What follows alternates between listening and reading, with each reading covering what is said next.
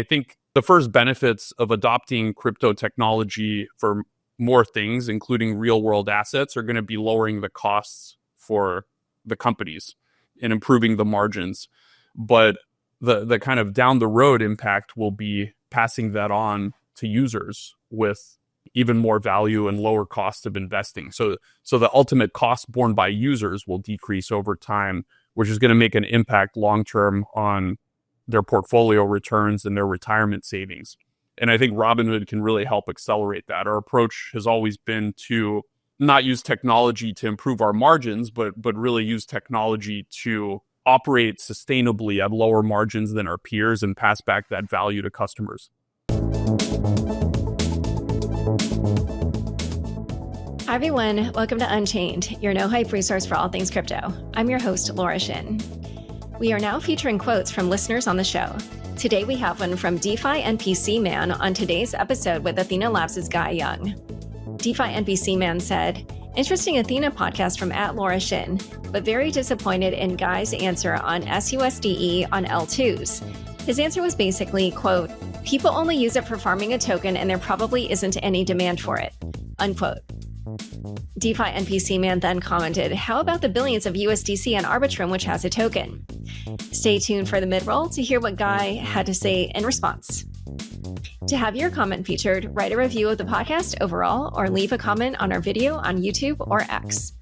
This is the December 20th, 2024 episode of Unchained. Earn a 20+% APR on ETH with high gain by Kelp, leveraging blue chip DeFi strategies and professional risk management. Deposit now at www.kelpdao.xyz. Polkadot is the original and leading Layer 0 blockchain with over 2,000 plus developers. And the Polkadot 2.0 upgrade will be a massive accelerator for the ecosystem. Join the community at polkadot.network/ecosystem/community. Today's guest is Vlad Tenev, CEO of Robinhood. Welcome, Vlad. Good to see you, Laura. Thanks for having me. Before we begin, I want to disclose that Robinhood is an active sponsor of the Tuesday episodes of Unchained. However, this episode with Vlad is not sponsored content, and all of my questions were independently crafted. 2024 was quite the year for crypto in so many ways, and Robinhood was a major beneficiary of the positive turn that the crypto industry has seen. And I was wondering, what are some of the major accomplishments Robinhood saw from its crypto business in 2024? Yeah, I think the crypto business has been firing on all cylinders, really. We have a great team, a great GM, Johan, who's been running it. And we've had some constraints over the past few years. You know, I wasn't shy about talking about how the current administration and the SEC has really tried to strangle crypto in the US. And we didn't let that, I think that was disappointing and we were unhappy with it, but we didn't let it keep our business stagnant. So we used that opportunity to launch in the EU, where we went live with crypto just about a year ago. We've been growing that business. We've been trying out things over there that perhaps have been a little bit more difficult here, like more tokens, more services like staking for our customers. And more recently, we've been able to get a little bit more aggressive with the offerings. So we've listed more coins. Customers have asked for more selection from our crypto products. They want to be able to trade all the things that they can trade on other platforms, on Robinhood as well. And I think that's all coalesced together to lead to a really strong November. I mean, we announced some November metrics for the crypto business. Volumes were up over 500% from October. And October was actually a very strong month as well. So I think on the retail side, Robinhood has basically been gaining market share using the value props of really strong pricing and the fact that all of your investments and financial needs can be met in one place. And we've been seeing really, really good market share gains because of that. And now we're kind of looking ahead to 2025. We made an arrangement to acquire Bitstamp, which is one of the, I think, the longest continually running crypto exchange. So I think I think for us, getting deeper into the space, vertically integrating, providing more options for customers is the main priority going into next year. And, as you mentioned, trading in crypto skyrocketed on Robinhood month over month from October to November. And I'm sure, most people listening to the show would know that the external factor that drove a lot of that was the victory by Donald Trump, the first pro-crypto candidate, the first pro-crypto nominee in a presidential election. And I was curious, internally, what you were seeing in terms of, what it was that Robinhood crypto users were most interested in, how that translated to trading volumes, et cetera.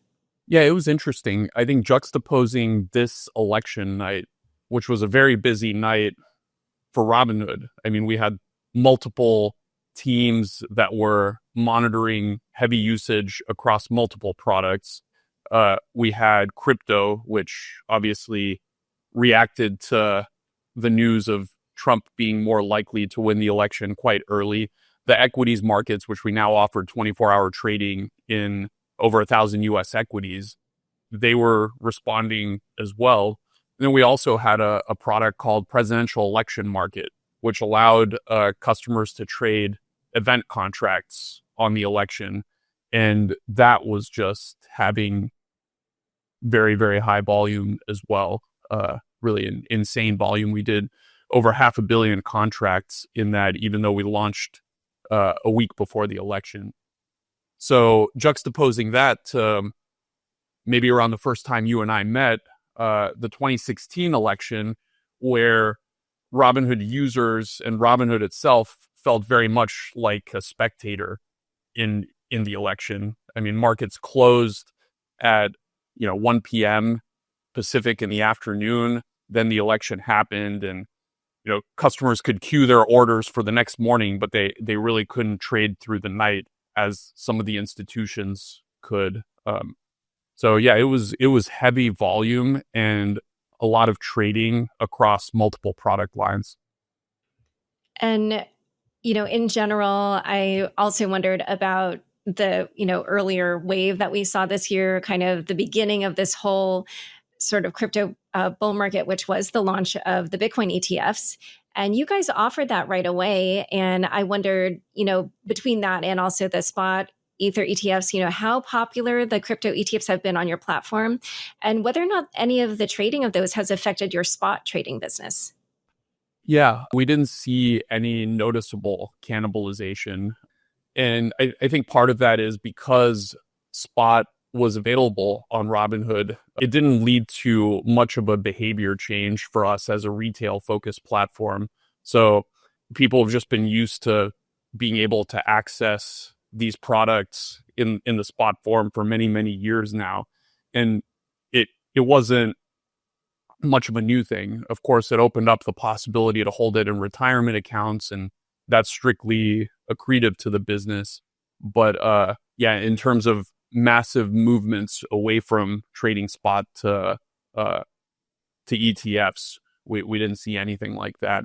And now a couple of weeks ago, we had the launch of options on the Bitcoin ETFs, which is also interesting. So that one we're kind of keenly watching, because that allows some customers to take different types of positions. I mean, you can take long positions as well as short positions, and it opens up a new type of active trading behavior that was difficult before. And actually, for the people who were trading the crypto ETFs, but actually also the options, were you finding that it tended to be people who were already into trading spot crypto who also gravitated to those, or was it more kind of your TradFi, customers who kind of dipped their toes into crypto with the ETFs? Yeah, so one of the things that Bitcoin ETFs opened up on Robinhood is investing in Bitcoin in retirement accounts. And I think for some customers, they view Bitcoin and Ether as a long-term investment. They want it part of their retirement portfolio. It is still the most commonly used recurring investment on the platform. So folks are dollar cost averaging into Bitcoin as they do with other instruments. And I think that was really the big unlock, since Robinhood allows you to not just have a trading account, but you can have a retirement account as well. It opened up this new asset class to a whole group of buy and hold long-term investors that are using our products to save for retirement. And retirement's done quite well. Also, it crossed 10 billion in assets. It's, close to a 10x increase in total assets under custody from a year ago. So that product has just resonated very strongly with our customers. And I think it's still, having access to crypto in your retirement account is a new thing that, not every service offers. All right, so in a moment, we're going to talk a little bit more about user behavior on the platform. But first, a quick word from the sponsors who make the show possible. High Growth Vault by Kelp helps you get some of the highest immediately realizable ETH rewards by leveraging blue chip strategies with RS ETH across Aave, Pendle, Usual, and Elixir, managed by strategy experts Ultra Yield and Upshift. All it takes is one click to unlock 20+% APR on ETH. Deposit ETH, ST ETH, ETHX, or RS ETH. Receive HG ETH, a reward-bearing liquid token, and participate in DeFi across Pendle, Balancer, and more. Watch your DeFi rewards grow while stacking even more yields. No more bad trips, only the highest rewards. Deposit now at www.kelpdao.xyz. At the beginning of the show, I mentioned a criticism that listener DeFi NPC Man made about Guy Young's comments about why SUSDE had not expanded to some layer 2s. Guy's response to DeFi NPC Man was, "Apologies if I wasn't clear. The view I shared was Athena had failed to find real traction on our cross-chain expansion, and that was a shortfall on our behalf by not finding longer-lasting demand beyond token incentives. Arbitrum have killed it so far and continue to do so." Again, if you want to hear your comment featured on the show, please write a review or leave a comment on an episode on YouTube or X. Back to my conversation with Vlad. So as we were just talking about, Robinhood has this advantage of having, these two types of users and of seeing users who trade equities and crypto. And I just wondered if you could just tell us some insights about those traders who kind of who learned about crypto on the platform and started trading crypto there versus the ones that you can tell maybe were more crypto native, and how, they started either trading equities and then in general, obviously now you have branched out to things like meme coins and stuff. And I just was wondering from both ends, like how you're seeing those types of users converge or how they're different. Yeah, I think broadly there's three different types of customers involved here.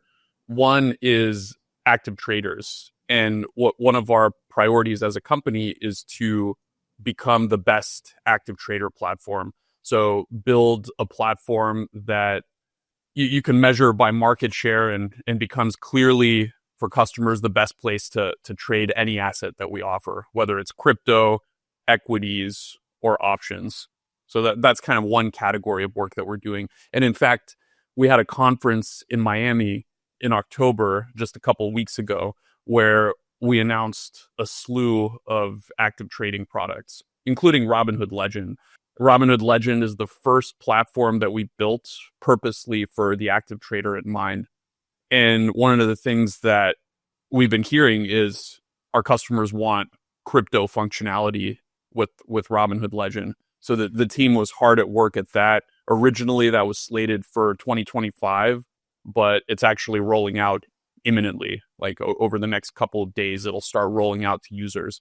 And that comes with it a new feature that we're going to be offering for the first time on the crypto side, which is direct exchange routing on Robinhood. So rather than going through market makers and liquidity providers, you'll be able to access the order books directly and go directly into exchange, which I think for active traders is very, very important because they want that type of precise control over their orders and their pricing. They want to see the order into the order book, and it's something we've been hearing a lot about.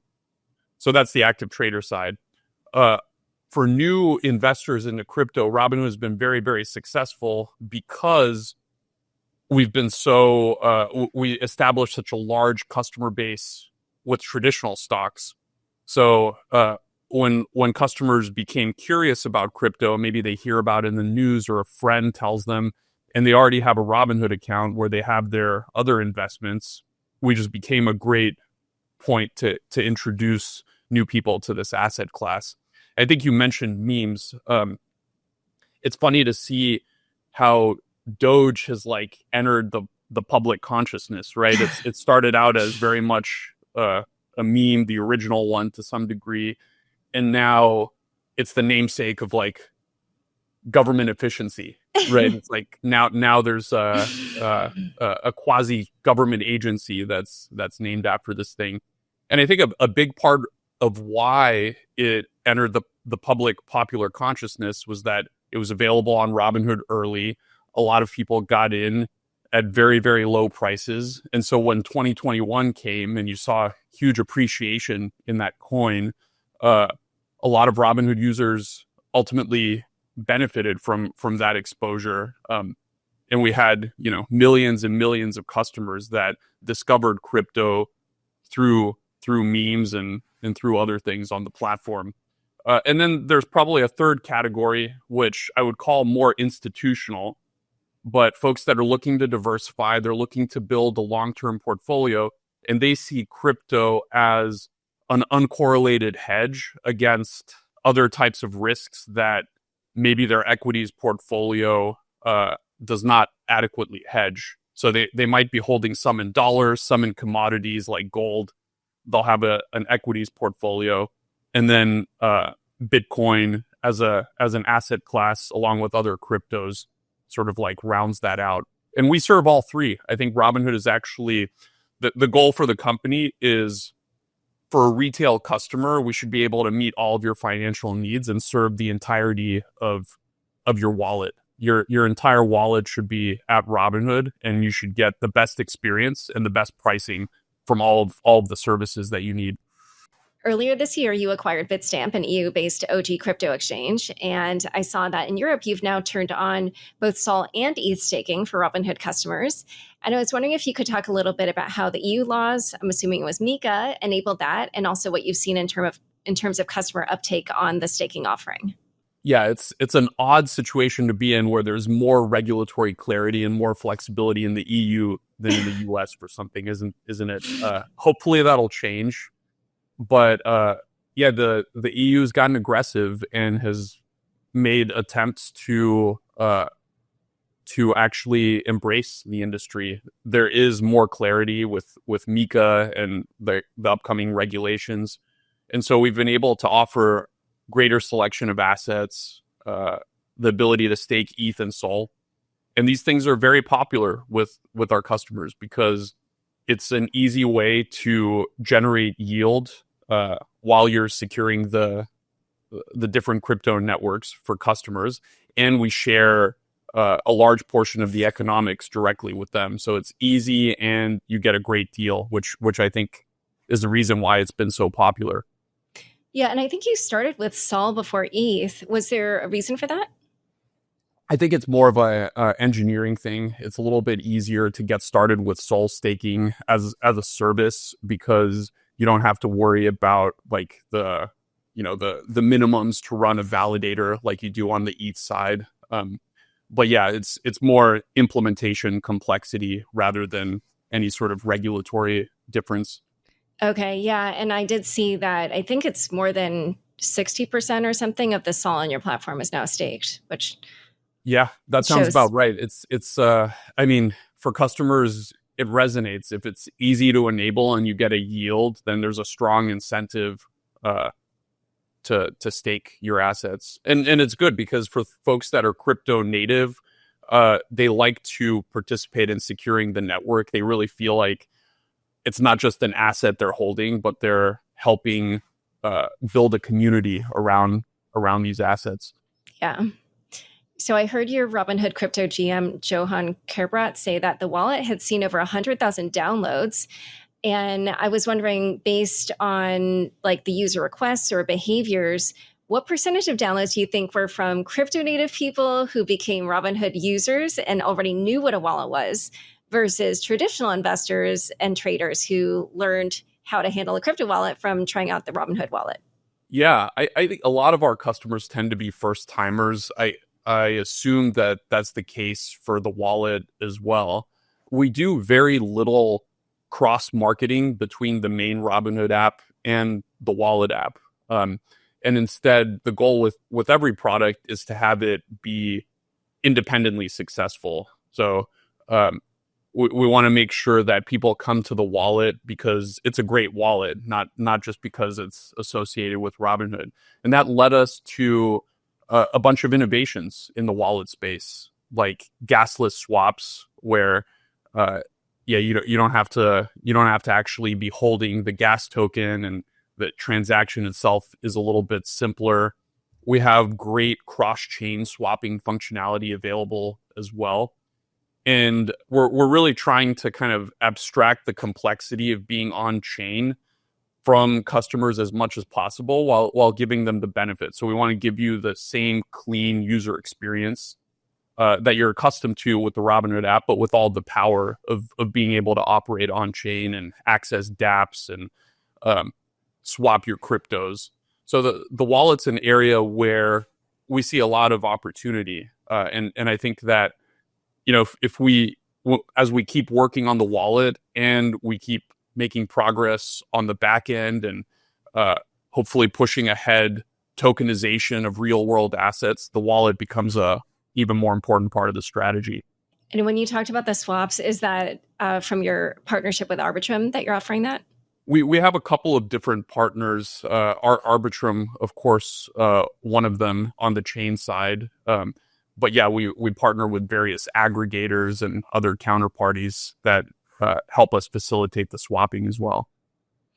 So stablecoins were a huge sleeper story in crypto this year. And I think as the year got started, people's eyeballs were popping out of their heads looking at Tether's profitability.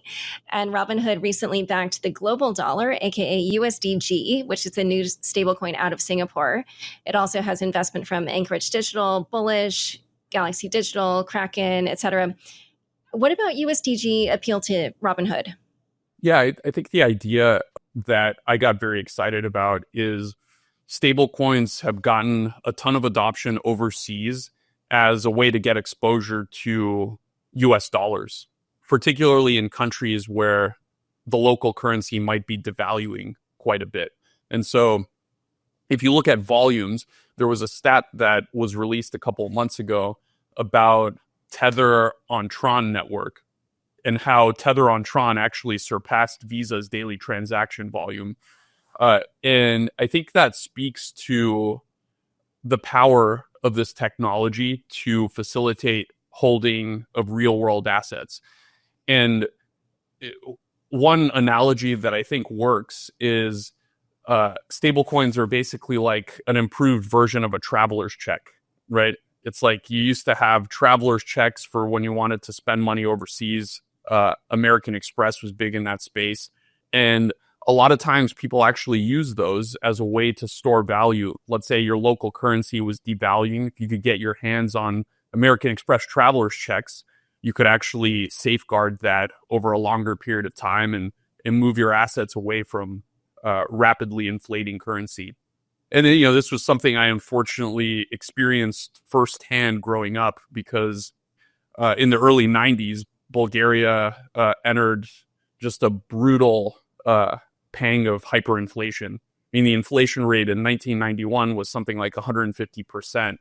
And then by 1996 and 97, it was in the thousands of percent. So it had the unwelcome distinction of the highest inflation rate in the world for a year or two there. So it beat out South African countries, right? Which is not a great distinction. But people were really thinking about this, and it was kind of front and center. How do I get my hands on dollars? My grandparents didn't have access to them, and so they would collect. They had this closet in their apartment where they would put copper cookware, you know, pots and pans as a way to store wealth. So by introducing stable coins, we can solve that problem for people in a digital way.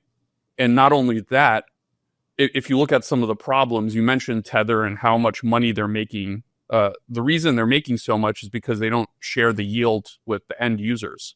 And so in some ways, if you can access dollars in a traditional bank account and earn yield on that, you're better off doing that because your dollars are actually generating an interest rate in a high rate environment that can be significant. So if we can kind of marry both and deliver yield to stable coin holders directly, I think that would be a very, very strong value proposition. And that's what we hope to enable with the Dollar Global Network. Oh, so basically that would be the differentiator between probably USDG and then the two other top reserve-backed coins, which are Tether and USDC. Is that what you're saying, that would be how it would plan to compete? I think there's a number of things, but in terms of what's valuable to an end customer, getting a very competitive yield to your crypto wallet for holding dollars, I think is going to be the next step in stablecoin adoption. All right. So as we alluded to earlier, there's been the promise of a huge 180 coming on the crypto regulatory front. And your company has been on the receiving end of the SEC's regulation by enforcement strategy. You received a Wells notice from the agency last spring. And I wondered if you could give a wish list to lawmakers and to the new crypto czar, David Sachs, and to the incoming heads of agencies like the SEC and CFTC. What would you put on it? Oh, I think there's a lot of things. I mean, I think the MiCA regulations in the EU provide a good starting point. I think that clarifying sort of like the engagement between companies and the SEC and the CFTC around what's a commodity and what's a crypto security is probably a great first step. And you want to know what you're dealing with and what regime it's in. Once we do that, actually figuring out a way to list crypto securities, I think is a big thing and could address a lot of the systemic problems we have in the U.S. equity markets. In particular, it being difficult to trade 24/7, which, every other modern digital service runs round the clock. It's not pinned to U.S. East Coast working hours, but the U.S. equity capital markets, which are the most robust and highly liquid in the world, still have this like strange limitation. And just to be clear, when you use that term crypto securities, it's not crypto asset securities. It's blockchain based. It's securities in a blockchain based wrapper. Is that what you're? Correct. Yeah.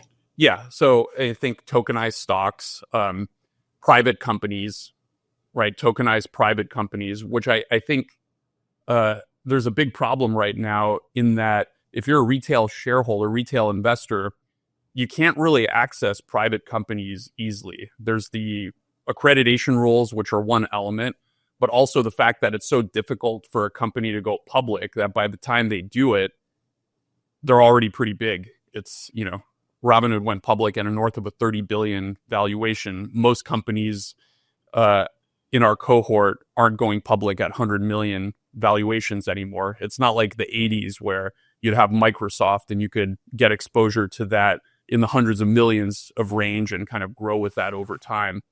So I think crypto has the promise to unlock a lot of that and really just accelerate a ton of innovation and position not just the US dollar, but the US equity market and the financial system even more as kind of the largest and best capital markets in the world. And so if we can adopt sensible regulation to accelerate that, it's not just good for our company and our customers, but I think it's going to be very good for the country as well.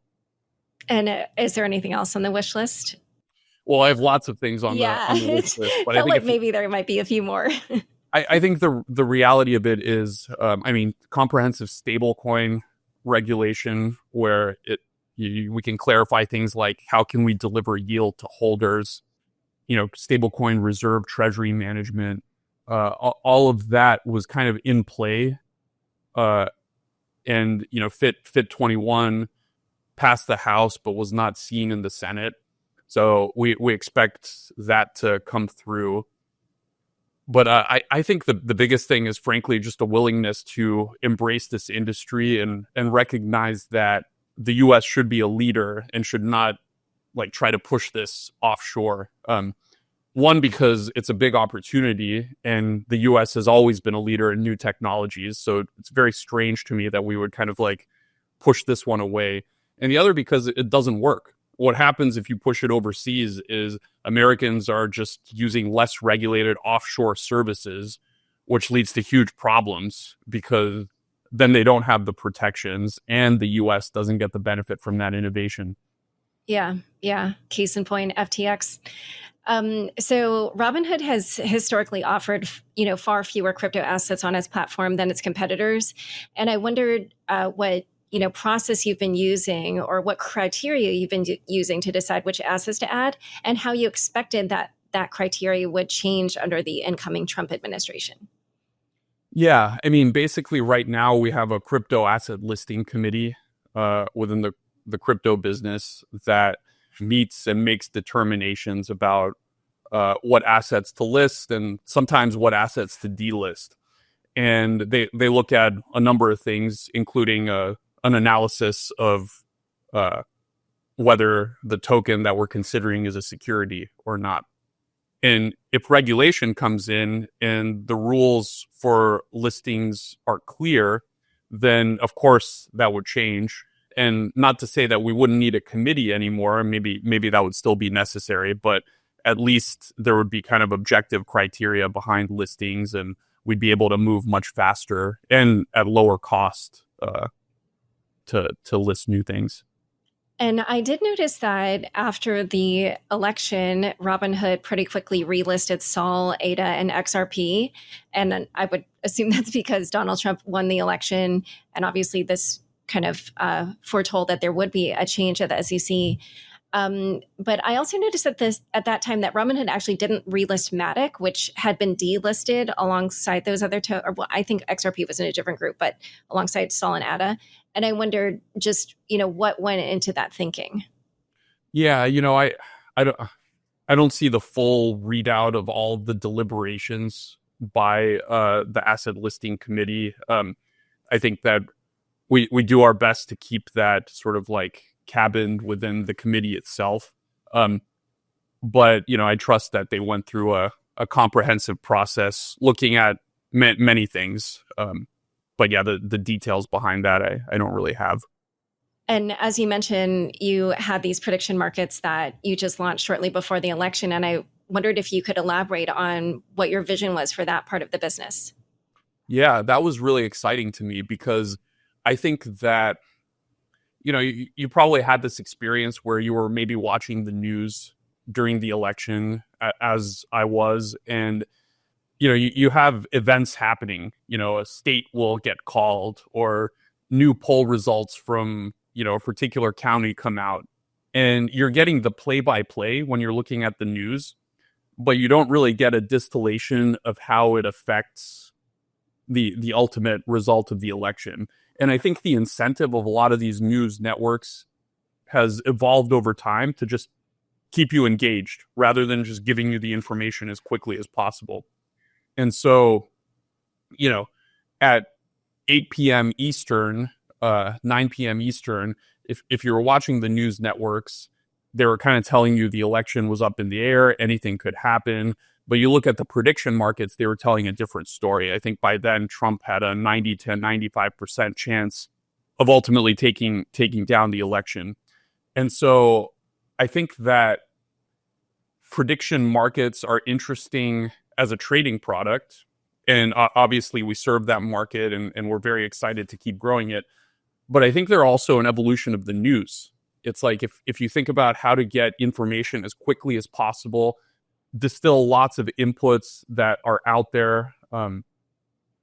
Markets are a really effective way to do that in the form of the answer to a yes or no or multi-part question. And so I'm just as excited, if not more so, about that. Like, how can we reimagine the news if we can actually ask ourselves, what's the best interface for distilling all this market information and delivering it to customers as quickly as possible? If you just wanted to get an answer to a question really simply and quickly, I think this allows for something like that to be built. And so this is not a Robinhood related question, but it sort of sits at the intersection of what your business is built on. And I'm sure you see there's a lot of chatter about MicroStrategy, which will be included in the NASDAQ 100 index on Monday. There are some critics. I see Martin Shkreli is saying that he doesn't believe this will end well. And I was just curious for your thoughts on, what you thought about that. Yeah, I haven't done kind of the deep analysis of the whole the whole thing there. I know that, and I probably I wouldn't want to give my take because frankly, the platform gives customers the ability to trade and kind of make investments in whatever customers want. It's a self-directed platform, and people should be making their own decisions. And so generally, I'm more of the camp of sure, folks on the internet can give their impressions of things, but the most important thing is that you, the investor, are in control. You're the boss. You're making your own decisions. We give you tools to do that, rather than kind of endorsing or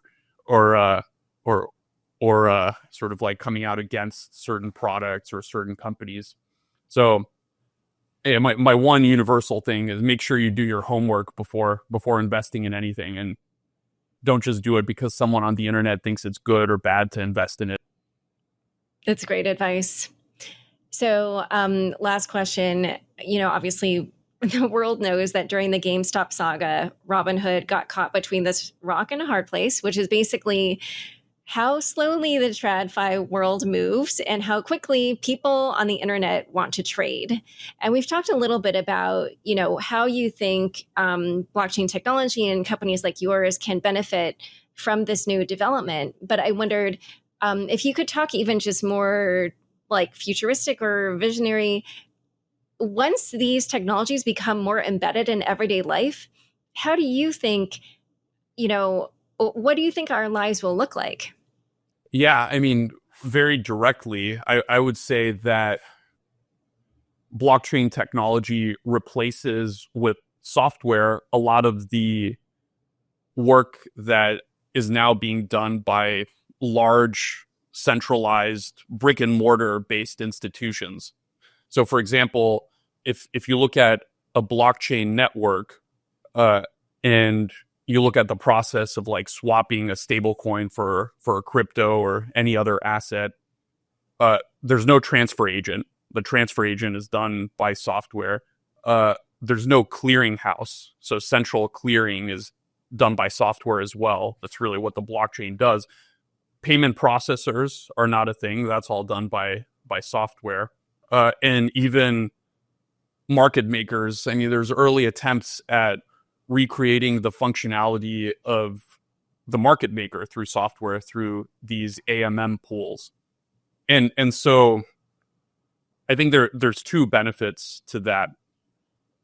One is the efficiency and simplicity in just streamlining this. So if central clearing is not a thing, then clearinghouse deposit requirements are not a thing, and value is just transferred directly, which I think simplifies and removes a lot of the central clearinghouse deposit requirement issues that you see during times of market stress.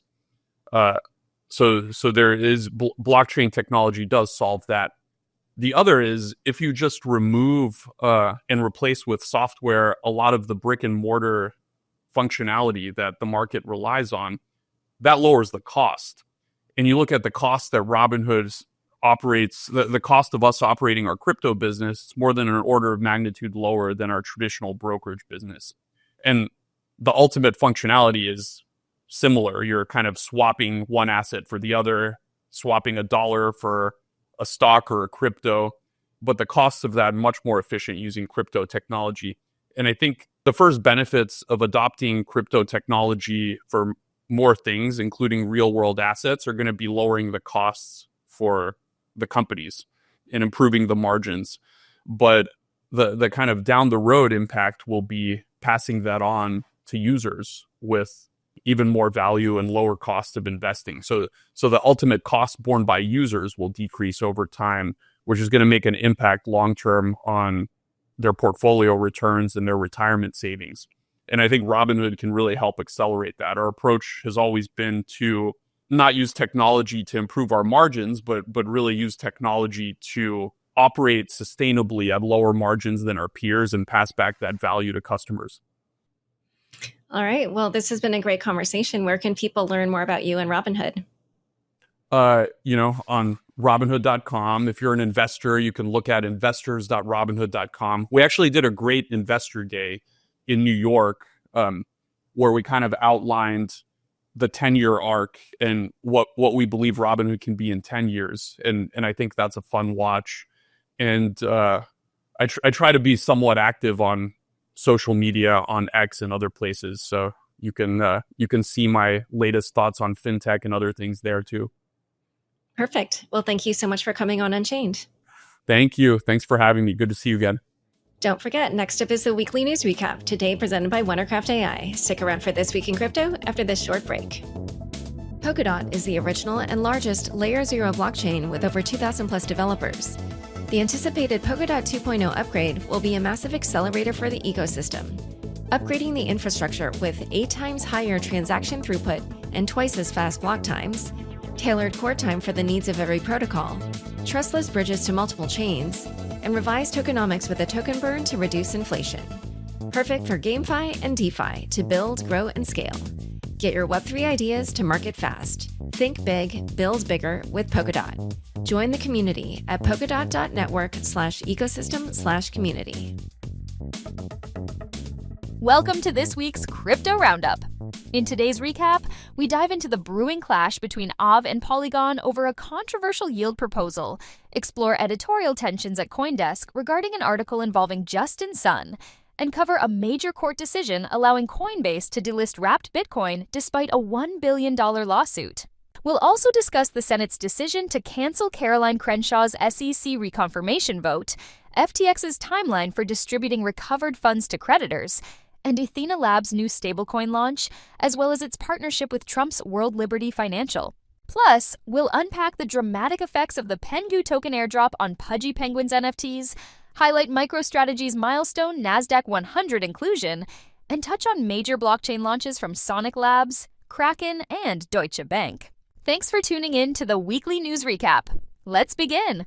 Aave and Polygon clash as yield proposal sparks tensions.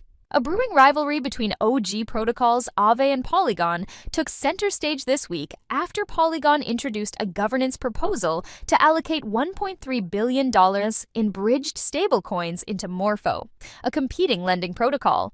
The plan aimed to generate $70 million in annual yield, but faced sharp criticism over potential risks and competitive implications. Mark Zeller of the Aave Chan Initiative responded with a proposal urging Aave to disengage from Polygon.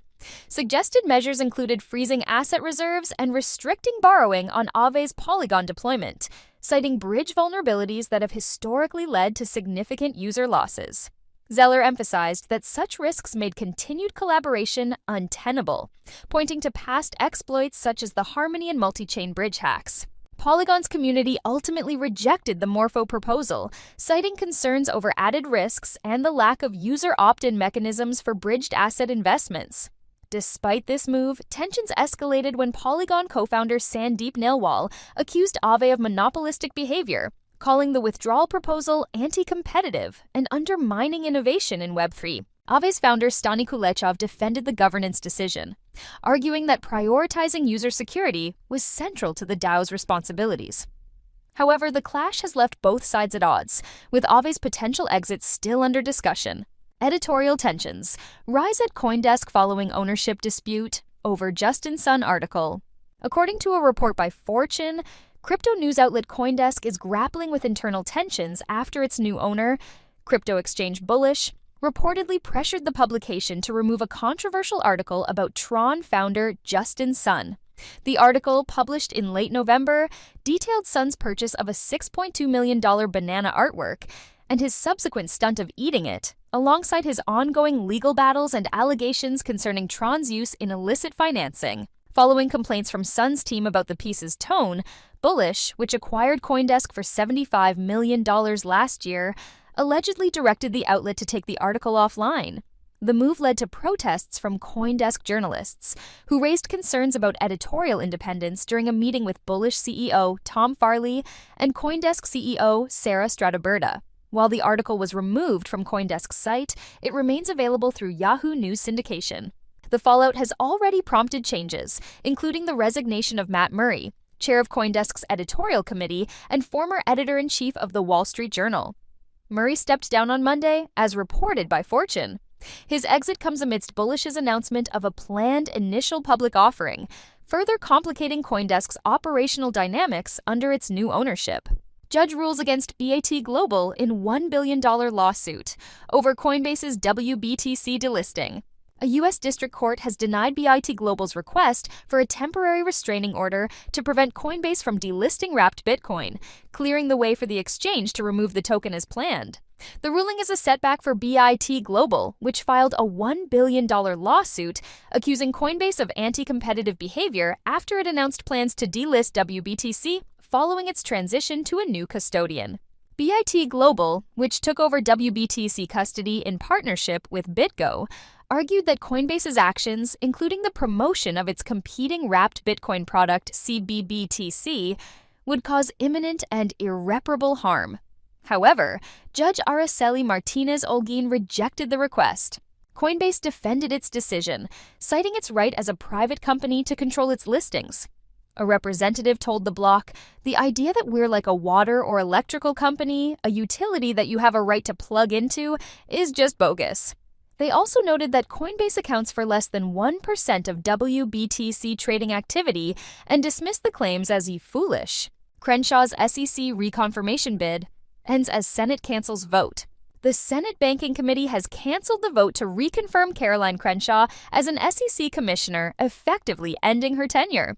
Initially delayed last week after Republican lawmakers opposed her nomination, the vote was rescheduled, but ultimately canceled due to a lack of sufficient support, according to a report from Decrypt citing sources familiar with the process. Crenshaw, a prominent figure in the SEC's regulatory approach to digital assets, faced vocal opposition from crypto industry advocates. Groups such as the Blockchain Association and DeFi Education Fund led campaigns to block her reappointment, citing her tough stance on crypto regulation. Coinbase CEO Brian Armstrong also publicly called for her removal. With Crenshaw's term expiring and SEC Chair Gary Gensler and Commissioner Jaime Lizarraga stepping down in January, President-elect Donald Trump will oversee the appointment of 3 new commissioners. FTX to begin. Creditor distributions in early January. FTX's bankruptcy estate announced that its court-approved Chapter 11 reorganization plan will take effect on January 3, 2025, paving the way for creditor distributions to begin.